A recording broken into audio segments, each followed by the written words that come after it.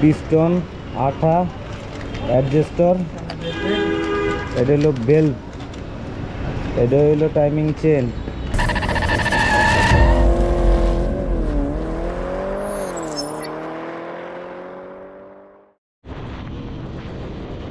WhatsApp beautiful people, এখন আছি airport আর আমি আমার বাইকের টপ স্পিডটা চেক করতেছি, বিকজ আমি চাইতেছি আমার মতো করে আমার বাইকের ইঞ্জিনটা বিল্ড করতে নতুনভাবে।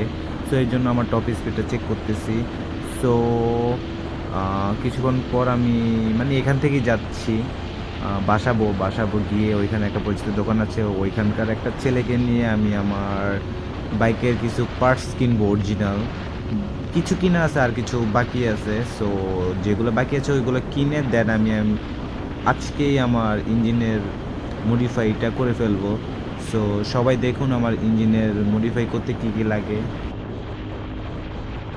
যাই হোক, 4 গিয়ারে 114, আরও চাইলে উঠাইতে পারতাম, বাট এটা খারাপ না, টপ স্পিড বলা যায়। ফাইনালি আমি এখন যে ছোটো ভাইয়ের কথাটা বলছি ওই ছোটো ভাইকে নিয়ে যাইতেছি 2-3টা পার্টস কিনতে। আর পার্টস কেনার জন্য বেশি দূর যাইতে হয় না, এখানেই একটা দোকান আছে, ওই দোকানে অরিজিনাল নর্মাল সব ধরনের পার্টস পাওয়া যায়। সো আমি চাইবো বেস্ট কোয়ালিটিটা নিতে, বিকজ ইঞ্জিনের কাজ সবসময় করা যায় না।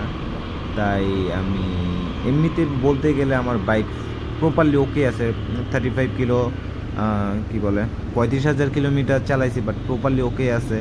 তারপরেও মাঝে মাঝে আমার মাইলেজটা একটু ড্রপ দেয়। সো আমি মাইলেজ আর টপ স্পিডটা একটু ইনক্রিজ করার জন্য আমি এই ইঞ্জিনের মডিফাইটা করাবো নিজের মন মতো। এইটা আসলে ইন্ডিয়ান একটা ভিডিও থেকে আমার দেখা, সেইখান থেকেই কিছু পার্টস মানে ওই ভিডিওর মতো করে আমি যাচাই করে দেন আমি কিনতেছি। সো কেনার পর যখন আমি মডিফাই করা শেষ হবে তখন আমি বুঝতে পারবো আসলে প্রপারলি কাজ করে কি না।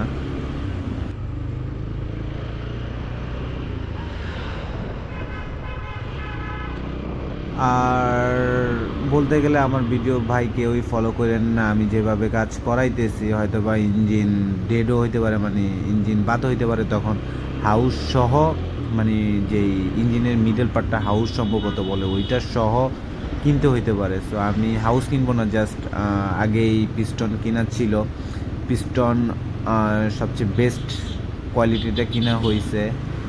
মোটামুটি কিছু পার্টস কিনা আগেরই ছিল।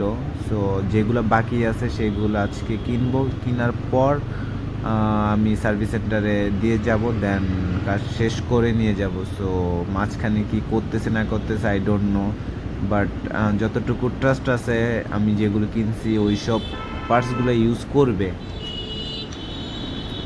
এই যে এই ছোটো ভাইটা এটারে মানে ওর দ্বারা এই মোটিভেশনটা করাবো, ও মোটামুটি ভালো কাজ পারে। অলরেডি যতটুকু ছিল প্রয়োজনীয় পার্টস ওইগুলো কিনা শেষ। সো এখন জাস্ট সার্ভিস সেন্টারে ব্যাক করে আমি বাইকটা রেখে দেন চলে যাব।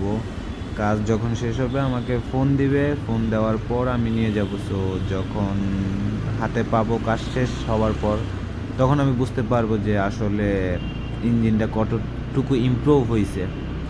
আর এমনিতে ইঞ্জিনের কাজ শেষ হইলে সম্ভবত ব্রেকিং পিরিয়ড মানতে হবে। সো ব্রেকিং পিরিয়ডে হয়তো বা ভিডিও করা হবে না, ব্রেকিং পিরিয়ডটা মেনটেন করার পর দেন মানে আমি টপ স্পিড অ্যান্ড মাইলেজটা চেক করে দেন আমি ভিডিও আপলোড দিব। সো এর মধ্যে কি কি হয় অবশ্যই আমি শেয়ার করব। 1800 টাকা মনে হয়। হ্যাঁ এমনি হইলেও 1200 টাকা, আর বাড়ি সহ 1800 টাকা চাইছে।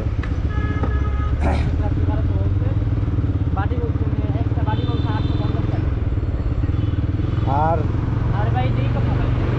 বেল বাটি সব মানে কম জিনিস নিলে ভাই কম জিনিসটা অরিজিনাল হয় না সহজে, এটা ধরা যায় না। আর বেল আর ইয়া সহ কইছিল 1500 টাকার মতো আইব।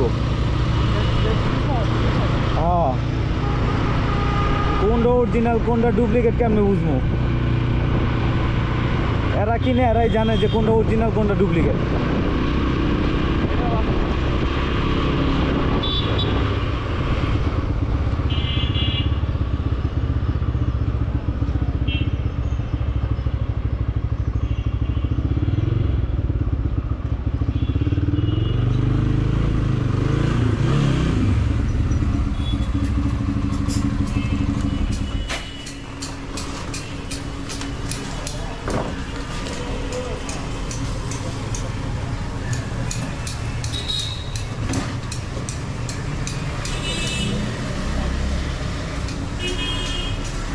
অমিত, দেখাও তো একটা ইঞ্জিন বিল করতে কি কি লাগে আমার একটু দেখাও, ভিডিও হইতেছে। তখন দেখছেন নাকি এই তো মোটামুটি বিল হয়ে যায়, ইঞ্জিন বিল এগুলি একটু বের করে দেখাও। লাগলো ওই আগের মাল বিল হয় না।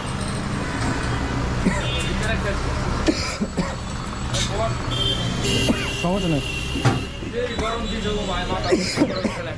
ঠান্ডা গরমে আমার কাছে হইতেছে।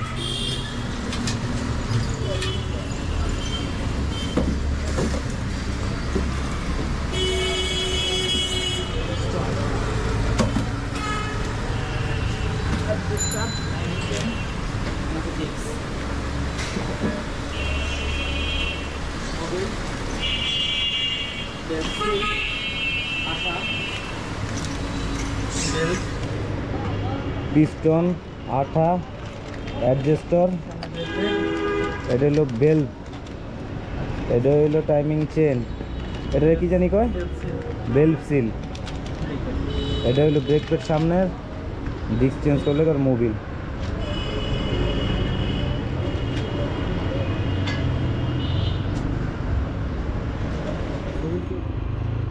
সকালে যখন আমি বাইক দিয়ে আসছি তখন বাজে 10টা, 10:30 হবে, আর এখন বাজে 12:30। কাজ শেষ হয়েছে 7টা, 7:30টার দিকে। তখন বাইক আনা পসিবল হয় নাই বিকজ বৃষ্টি ছিল ঢাকাতে।